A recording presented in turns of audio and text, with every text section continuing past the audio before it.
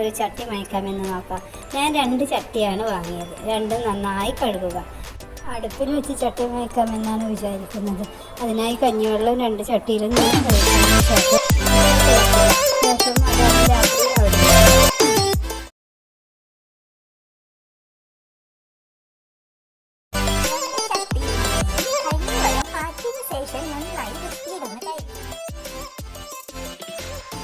വെള്ളം നന്നായി തിളച്ചു വരുന്നുണ്ട്. അതിനുശേഷം നമുക്ക് ആവശ്യമായ ചായപ്പൊടി ഇവിടെ ഇടും. നന്നായി കുറുകി വരുമ്പോൾ അതൊന്ന് ഇളക്കി കൊടുക്കുക.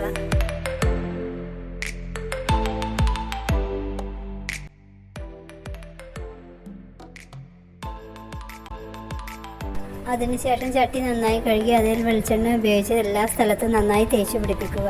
അതിനുശേഷം ഇതിലുണ്ടെങ്കിൽ വെയിലത്ത് വെച്ച് ഉണക്കിയെടുത്താൽ നന്നായിരിക്കും. പിന്നെ നമുക്ക് ഉപയോഗിക്കാവുന്നതാണ്.